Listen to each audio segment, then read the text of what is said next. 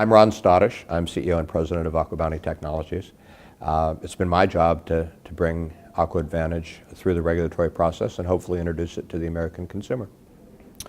The AquaAdvantage product is a fertilized salmon egg, which will grow in about half the time compared to a typical salmon to market weight. And the egg is produced by normal breeding of a line of salmon that we've developed at AquaBounty.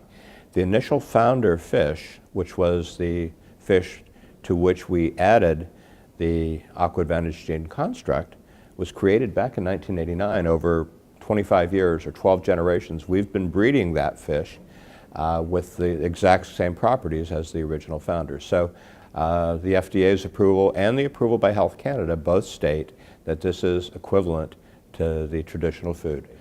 So the opportunity to produce a fish in land-based contained aquaculture systems with known performance and in an environment where there are no medications used, there's no poisoning of coastal waterways, no pollution of environmental and ecological sites, we think, should be an attractive attribute.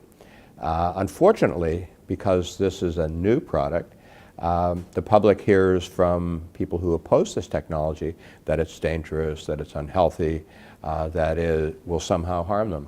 And nothing, in fact, could be further from the truth. AquaAdvantage is probably the most studied salmon in history. In the course of our development program, we measured essentially everything that you can measure in a salmon. We compared behavior, we compared health of the animal, we compared physical characteristics, we compared how the animal swims in the water current, the animal behavior, predator avoidance, as well as the composition of the flesh. In animal agriculture, we are the only approved product, the only approved food animal. And so the opportunity for improving protein production from animal livestock, whether it's in aquaculture, terrestrial production in poultry, swine, and cattle, is enormous. Opportunities for improved production techniques, the dehorning of cattle, for instance, which is an animal welfare issue, the reduction of salmonella. The opportunities for application are similarly almost endless. But the only product that's been approved to date using this technology has been the AquaAdvantage salmon, and that's still being opposed by a number of these groups. The labeling issues in the United States are among the most controversial and emotional issues that we face, and we face many issues. We're soon to be 9 billion people on the face of the earth.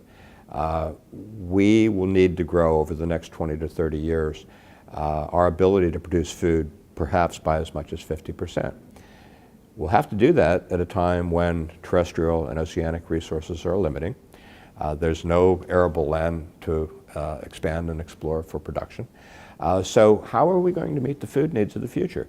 When you add to that the developing emerging middle classes who are demanding higher quality diets, how can you meet those needs? And the only answer that I'm aware of is to produce our food more effectively, more efficiently, and more sustainably. And in order to be able to do that, we will have to use the same technologies that we have available to us today and meet those global food security needs. Otherwise, someone's going to have to either eat less or food is going to have to become a lot more expensive. And I don't think any of those sort of choices are very palatable to either American consumers or, more importantly, consumers in other countries around the world.